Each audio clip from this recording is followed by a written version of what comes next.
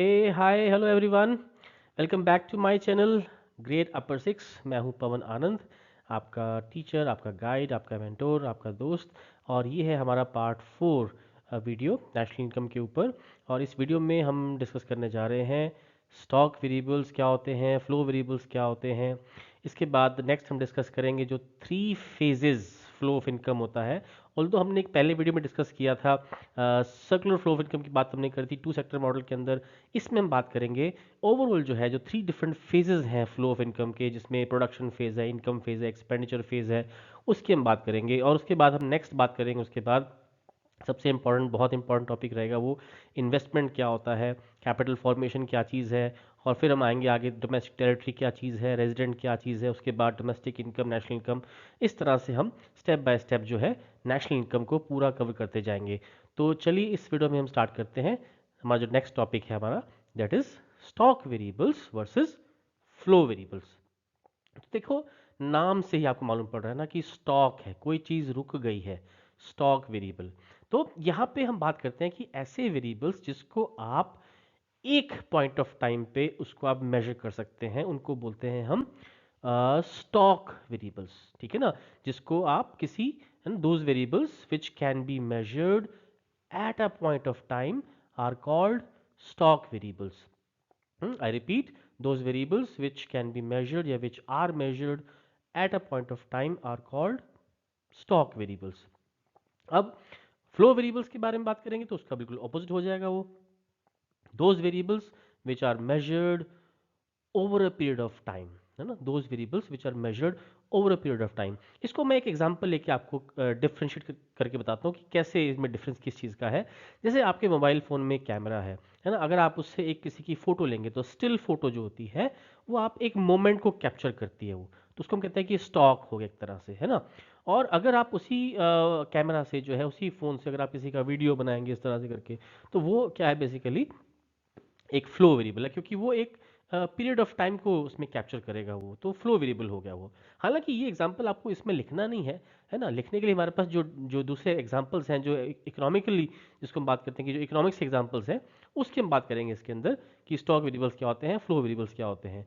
तो एक डिफरेंस तो हो गया इसकी डेफिनेशन का, कि स्टॉक को आप मेजर करते हो एक पॉइंट ऑफ टाइम के ऊपर, और फ्लो को आप मेजर करते हो किसी भी over a period of time के ऊपर जो है।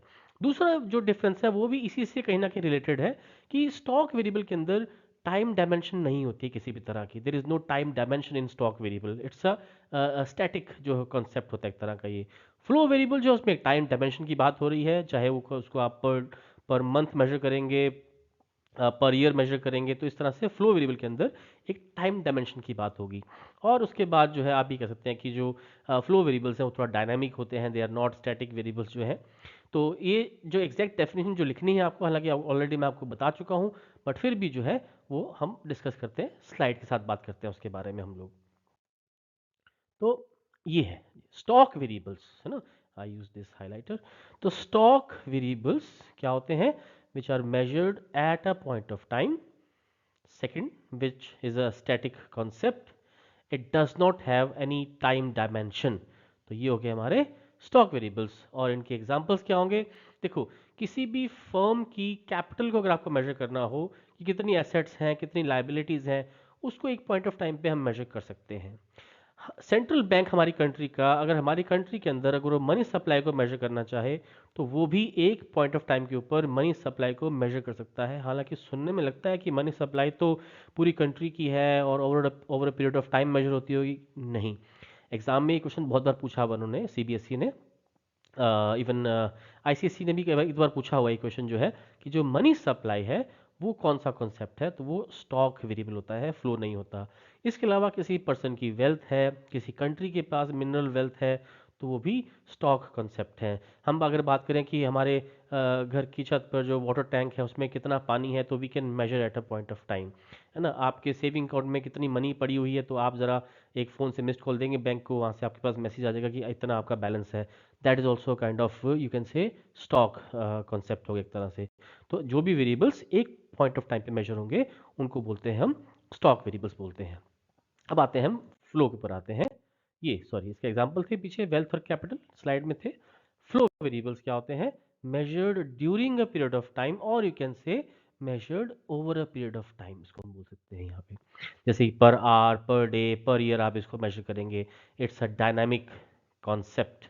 वो स्टैटिक था, ये डायनामिक कॉन्सेप्ट की बात हो गई यहाँ पे। Then it has a time dimension, वहाँ पे कोई टाइम डायमेंशन नहीं थी स्टॉक के अंदर। फ्लो वेरिएबल्स के अंदर जो है टाइम डायमेंशन की बात हो रही है यहाँ पे। और इसके एग्जांपल्स क्या हो गए, देखो बहुत बार एग्जाम में पूछा गया कि कैपिटल और कैपिटल फॉर्मेशन में कौन स्टॉक है कौन फ्लो है। तो कैपिटल जो है वो है स्टॉक कंसेप्ट, किसी भी फर्म की कैपिटल स्टॉक होती है। लेकिन जो कैपिटल फॉर्मेशन है, जो इन्वेस्टमेंट है, जिसकी मैं आज ही के वीडियो में जिसकी मैं बारे में बात करूंगा, इन्वेस्टमेंट क्या होता है, तो उसको बोलते हैं हम कैपिटल फॉर्मेशन। एक साल में कितनी और कैपिटल या किसी भी टाइम पीरियड के अंदर कितनी और कैपिटल फॉर्म हो गई है, उसको बोलते हैं हम इन्वेस्टमेंट। तो it is a flow concept है। इनकम है, एक्सपेंडिचर है, टैक्सेस हो गए, सेविंग्स हो गई, एक्सपोर्ट्स हो गए, इंपोर्ट्स हो गए, ये सब जो है ये फ्लो कंसेप्ट है। जीडीपी है, ये फ्लो कंसेप्ट है। ठीक है ना। तो ये बात होगी स्टॉक वेरिएबल्स की एंड फ्लो वेरिएबल्स की। आगे की स्लाइड में हम बात करेंगे अब जो है कि वो जो three phases flow of income के हैं वो कौन कौन से हैं, इनकम का पहला फेज कौन सा है, दूसरा कौन सा है, थर्ड कौन सा है, उसके बारे में हम नेक्स्ट स्लाइड्स में बात करते हैं अभी। यस, तो नेक्स्ट स्लाइड हमारे पास आ गई अब ये three phases of circular flow of income. तो इनके अंदर हम बात करेंगे थ्री फेजेस की। उसके लिए मैं आपको एक डायग्राम पहले शो करता हूँ कि इकोनॉमी के अंदर जो इनकम है वो कैसे जनरेट होती है, कैसे डिस्ट्रीब्यूट होती है और कैसे कैसे वो इनकम स्पेंड होती है। तो लेट्स सी दैट डायग्राम। ये देखिए थोड़ा सा क्लियर तो नहीं है बट फिर भी आई गेस काम चल सकता है इसके अंदर। तो जो ये पहला फेज है ना, इसको हम बोलते हैं ये हमारा ये वाला पहला फेज होता है, ये फर्स्ट फेज। इस फेज में इनकम इज जनरेटेड लिखा ना, जनरेशन ऑफ इनकम देखिए आप लिखा हुआ है। तो ये इनकम कैसे जनरेट होती है, अब देखो यहाँ पे क्या होता है बेसिकली कि जो फर्म्स हैं इकोनॉमी के अंदर वो क्या करती हैं, दे हायर, क्या हायर करेंगी वो, services of factors of production. इनको ये फर्म्स जो है हायर करती हैं, सर्विसेज ऑफ एफओपी मतलब factors of production, land, labour, capital, entrepreneurship. जो हमने टू सेक्टर मॉडल किया था फ्लो ऑफ इनकम का, वही बात यहाँ पे भी है। तो अब ये जो फर्म्स ने सर्विसेज को हायर किया है, तो भाई ये सर्विसेज अब इनको फ्री ऑफ कॉस्ट तो नहीं मिलेंगी। इन सर्विसेज के लिए फर्म्स को पे करना पड़ेगा। तो जैसे लैंड के लिए रेंट हो गया है ना, तो ये इनकम यहाँ पे जनरेट हुई एक तरह से, रेंट, वेजेस, इंटरेस्ट, प्रॉफिट, वो इनकम फर्म्स ने जनरेट करी इकोनॉमी के अंदर। और ये फर्म्स किसको पे करेंगी, अब ये दूसरा फेज आ गया, सेकंड फेज, इनकम फेज की। जो ये फर्म्स ने इनकम को जनरेट किया, वो इनकम को फर्म्स ने आगे डिस्ट्रीब्यूट कर दिया रेंट की फॉर्म में, है ना। रेंट हो गया, वेजेस हैं, इंटरेस्ट है, प्रॉफिट है, इस फॉर्म के अंदर। यहाँ पे जो इनकम जनरेट होती है उसको हम बोलते हैं यहाँ पे इसको वैल्यू एडेड भी कहते हैं, वैल्यू एडेड कहते हैं इसको हम। ये आगे जाके इसके बारे में जो एक method of measuring national income है उसमें ये बात होगी कि वैल्यू एडेड क्या होता है ना। जैसे हमने पीछे डिस्कस भी किया था ना कि वो जैसे शुगर फैक्ट्री है तो उसने शुगर प्रोड्यूस करी है, तो शुगर यानी कि उसके लिए प्रोडक्शन हो गया, वो शुगर की मनी वैल्यू है, मार्केट वैल्यू इज, जो आप बोलेंगे उसको आपकी वैल्यू ऑफ आउटपुट हो गई। लेकिन शुगर बनाने के लिए उसने जो है शुगर केन यूज़ किया, तो शुगर केन जो है उसकी वैल्यू एक तरह से हो गया वो इंटरमीडिएट कंजम्पशन हो गया। तो अगर आप वैल्यू ऑफ आउटपुट यानी कि शुगर की वैल्यू में से अगर आप शुगर केन की वैल्यू को माइनस कर देंगे, तो वो आ जाएगा आपके पास कि उस फर्म ने कितना वैल्यू एडिशन किया, है ना। जितने का शुगर केन बाय किया, मान लो 10 लाख का बाय किया था और शुगर बन गई है, उसकी वैल्यू कहते हैं 30 लाख रुपए है। तो जो 20 लैक्स बीच में डिफरेंस है वो है वैल्यू एडेड बाय फर्म्स। तो वैल्यू एडेड जो है वो किस फॉर्म में होता है, वो इन चारों की फॉर्म में होता है, रेंट, वेजेस, इंटरेस्ट, प्रॉफिट। अब ये इनकम यहाँ पे डिस्ट्रीब्यूट हो गई है यहाँ पे, ठीक है। और जो इनकम डिस्ट्रीब्यूट हुई उसका क्या होगा अल्टीमेटली, डिस्पोजिशन कहते हैं इसको, डिस्पोजिशन है ना, ये एक टर्म है, या इसको आप एक्सपेंडिचर फेज भी कह सकते हैं, ज़्यादा सिंपल टर्म है एक्सपेंडिचर फेज। तो एक्सपेंडिचर करने वाले कौन कौन से हैं, एक तो है हाउस होल्ड सेक्टर हो गया जो एक्सपेंडिचर करता है ना, एक फर्म्स करती हैं इन्वेस्टमेंट की फॉर्म में एक्सपेंडिचर करती हैं, गवर्नमेंट भी करती है एक्सपेंडिचर, हाउस होल्ड्स को सर्विसेज प्रोवाइड करती है, और एक हमारी ही गुड्स को फॉरेनर्स बाय करते हैं, उनको हम एक्सपोर्ट्स कह देते हैं, बट हम भी उनकी गुड्स को बाय करते हैं, उसको हम इम्पोर्ट्स कह देते हैं। तो फोर्थ सेक्टर होता है बेसिकली हमारे पास रेस्ट ऑफ द वर्ल्ड। तो ये जो इनका एक्सपेंडिचर होता है X minus M, exports minus imports. तो ये सब आगे जाके आप मेथड्स पढ़ोगे यहाँ पे, है ना। आप पढ़ोगे वैल्यू एडेड मेथड क्या होता है, इनकम मेथड क्या होता है, फिर एक्सपेंडिचर मेथड आप स्टडी करोगे वो क्या होता है। तो ये तीनों मेथड से हम नेशनल इनकम को फाइंड करेंगे आगे जाके। बट यहाँ पे हम बात कर रहे हैं अभी जो है कि जो एक्सपेंडिचर फेज है, यहाँ पे इनकम इज स्पेंट, और इनकम स्पेंट होके वापस से फिर से कहाँ पहुँच जाएगी, ये दिख रहे हैं आप, देखिए वापस से इनकम कहाँ पहुँच गई, फर्म्स के पास पहुँच गई। देखो जहाँ से कोई चीज़ शुरू हो, जहाँ से कोई चीज़ स्टार्ट होती है, अगर वो वापस वहीं पे पहुँच जाए तो ये बन गया एक तरह से सर्कल बन गया। तो इसको बोलते हैं circular flow of income in 3 different phases, ठीक है ना, production phase, income phase and expenditure phase. Again अब ये कोई ज़रूरी नहीं है कि जितनी इनकम जनरेट हुई है वो, सॉरी जितनी इनकम डिस्ट्रीब्यूट हो गई है, जो ओनर्स के पास इनकम पहुंच गई है वो सारी की सारी इनकम स्पेंड कर देंगे। नहीं, ऐसा कोई ज़रूरी नहीं है कि हाउस होल्ड जो है वो सारे इनकम स्पेंड कर देंगे, ऐसा कोई ज़रूरी नहीं है। कुछ पार्ट इनकम का वो सेव भी कर सकते हैं, तो सेविंग्स यहाँ पे एक तरह की लीकेज हो जाती है ना। गवर्नमेंट जो होती है वो उस इनकम पे टैक्स भी लगा सकती है, तो जो टैक्स लगेगा तो यानी कि वो फ्लो में से पैसे बाहर निकल गए, तो टैक्सेस भी एक तरह की लीकेज होती है। ऐसे ही ये जो इम्पोर्ट्स आप देख रहे हैं यहाँ पे कि हमने इस पैसे से दूसरी कंट्रीज़ यानी कि फॉरेन कंट्रीज़ की गुड्स को बाय किया, तो वो पैसे उस कंट्री में चले गए, तो वो भी एक तरह की क्या हो जाएगी, वो लीकेज हो जाएगी वहाँ पे जो है। बट यही अगर हम बात करते हैं फ्लो के अंदर, लीकेजेस के साथ साथ कुछ इंजेक्शंस भी होते हैं। अभी नेक्स्ट कुछ स्लाइड्स के अंदर मैं आपको शो करूंगा कि लीकेजेस क्या होते हैं, इंजेक्शंस क्या होते हैं, लेकिन किस तरह से पैसा वापस इकोनॉमी के अंदर इंजेक्ट होता है।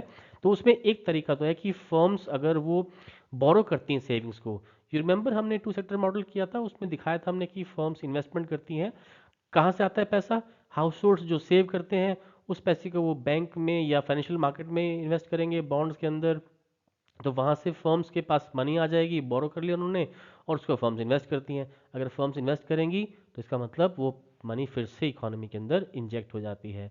ऐसे ही गवर्नमेंट जो है अगर वो टैक्सेस ले रही है तो गवर्नमेंट उसके बदले में एक्सपेंडिचर भी करती है, सब्सिडी हो गई या और तरह के एक्सपेंडिचर गवर्नमेंट करती है, तो उसमें एक तरह से फिर से मनी इकोनॉमी के अंदर इंजेक्ट हो रही है।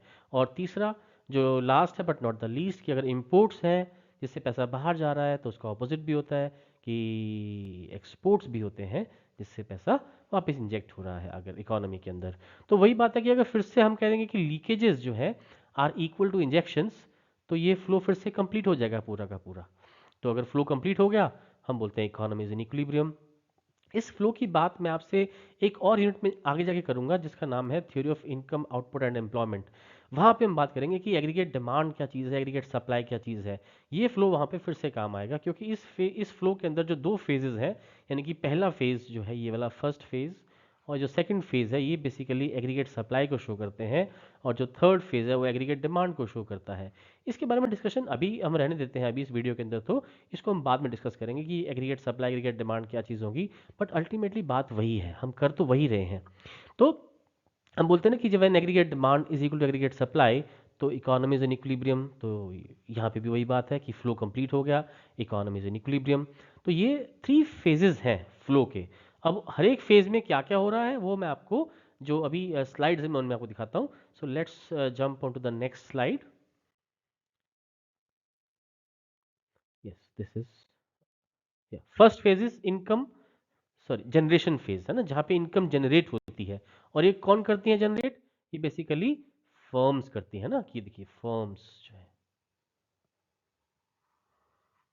फर्म्स एंगेज इन प्रोडक्शन, है ना, utilising factor services to create goods and services. तो यहाँ से इनकम को इन्होंने जनरेट किया है फर्म्स ने। फिर है कि this phase initiates the flow of income, ये पहला फेज है ना, जनरेशन फेज बोलते हैं इसी को हम, कि यहाँ पे इनकम जनरेट हुई है जिसने फ्लो को इनिशिएट किया, स्टार्ट किया जिसने फ्लो को जो है। तो ये हो गया हमारा पहला फेज हो गया ये यहाँ पे। अभी तो ये फर्स्ट फेज ही चल रहा है जिसकी हम बात कर रहे हैं, प्रोडक्शन फेज भी कहते हैं इसको हम, है ना, also called production phase, production phase. Next आता है इसमें हमारे पास अब इनकम डिस्ट्रीब्यूशन फेज, ये सेकंड फेज हो गया जिसकी हम बात कर रहे थे पीछे अभी। तो ये यहाँ पे इनकम इज डिस्ट्रीब्यूटेड, रेंट की फॉर्म में हो सकती है, वेजेस की फॉर्म में हो सकती है, इंटरेस्ट की फॉर्म में हो सकती है, प्रॉफिट की फॉर्म में हो सकती है ना। हाउस होल्ड रिसीव इनकम, सिर्फ हाउस होल्ड की बात इसलिए हो रही है क्योंकि टू सेक्टर मॉडल ही आपके सिलेबस में है, तो ज़्यादातर बात हाउस होल्ड की ही होगी यहाँ पे जो है। अब ये थर्ड फेज आ गया हमारे पास, this is the third phase, जहाँ पे इसको बोलते हैं हम एक्सपेंडिचर फेज है ये हमारा, है ना। इनकम डिस्पोजिशन, जो इनकम आई है वो खर्च हो जाएगी। तो इस फेज में क्या हो रहा है कि house holds make decisions, again सिर्फ हाउस होल्ड्स की बात कर रहे हैं ये, फर्म्स की, गवर्नमेंट की, रेस्ट ऑफ द वर्ल्ड की बात नहीं कर रहे हैं, क्योंकि टू सेक्टर मॉडल ही एज्यूम करके चल रहे हैं हम यहाँ पे। तो households make decision on how to allocate and utilise their income, spending and saving, है ना, सारा पैसा खर्च कर देना है या सेव करना है वो डिसाइड करेंगे इसके अंदर। So this phase influences demand, है ना, ये ना एग्रीगेट डिमांड की जो बात कर रहा था मैं आपसे, है ना, कंजम्पशन हो गया, इन्वेस्टमेंट हो गया, वो यहाँ पे बात होती है। This is called expenditure phase. तो ये तीन फेजेस हैं जिसमें इकोनॉमी के अंदर इनकम जो है फ्लो करती है। तो जैसे हमने पीछे बात करी थी कि स्टॉक वेरिएबल्स, फ्लो वेरिएबल्स, अब हम कुछ ऐसे फ्लो वेरिएबल्स की बात करेंगे जो एक तरह से इस थ्री फेजेस फ्लो के अंदर लीकेजेस की तरह काम करते हैं, या फिर वो इंजेक्शन की तरह काम करते हैं। वो सारे के सारे ही फ्लो वेरिएबल्स हैं। तो अब हम नेक्स्ट स्लाइड में बात करेंगे कि ये लीकेजेस क्या होती हैं और इंजेक्शंस क्या होते हैं। So guys let's start, what are leakages and what are injections. थोड़ा सा मैं फिर से आपके साथ पहले थोड़ा बात करता हूँ कि लीकेजेस जो है, आपने देखा था कि वो जो हमने थ्री फेजेस हमने पीछे शो किया था अपना फ्लो ऑफ इनकम का एक डायग्राम, उसमें जो लीकेजेस हैं, देखो इनकम फ्लो हो रही है, तो वो इनकम उसमें से अगर लीक हो जाए, है ना, किस फॉर्म में लीक होगी, सेविंग की फॉर्म में, टैक्सेस की फॉर्म में, इंपोर्ट्स की फॉर्म में, अगर इनकम उस फ्लो में से लीक हो जाती है उसको बोलते हैं हम लीकेजेस। तो उसने क्या किया, उसने उस फ्लो के ऊपर एक नेगेटिव इम्पैक्ट शो किया, यानी कि इनकम को उसने कम कर दिया इकोनॉमी के अंदर, फ्लो में से इनकम बाहर निकल गई तो लीकेज हो गई। ऐसे ही इंजेक्शंस जो है उसका बिल्कुल ऑपोजिट है, कि ऐसे फ्लो वेरिएबल्स जो उस फ्लो ऑफ इनकम के ऊपर जिनका एक पॉजिटिव इम्पैक्ट है, मींस कि वो उसको इंक्रीज कर रहे हैं इकोनॉमी के अंदर, तो उनको बोलते हैं हम इंजेक्शंस कह देते हैं एक तरह से। तो हम देखते हैं स्लाइड्स पे हमने क्या लिखा हुआ है, let's see, let's move on to the next slide. Injections and leakages defined, yes, now injections, yes, injections है ये हमारे पास, मैं ऊपर थोड़ा सा लिख भी देता हूं ताकि आपको ये ध्यान रहेगा। इंजेक्शंस, दोज फ्लो वेरिएबल्स, देखो फ्लो वेरिएबल याद रखना, ये स्टॉक नहीं होते हैं, ये फ्लो वेरिएबल्स होते हैं, which have a positive impact on the flow of income are called injections. जैसे कि एग्जाम्पल अब इसमें आ गए, है ना, देखो आप, पहला तो क्या आ गया ये, इन्वेस्टमेंट, दूसरा गवर्नमेंट एक्सपेंडिचर, तीसरा एक्सपोर्ट्स। तो तीनों ही फ्लो वेरिएबल्स हैं और तीनों ही पॉजिटिव इंपैक्ट डालेंगे on the flow of income. ये आ गई अब लीकेजेस, यहाँ पे हम बात कर लेते हैं, ये है लीकेजेस।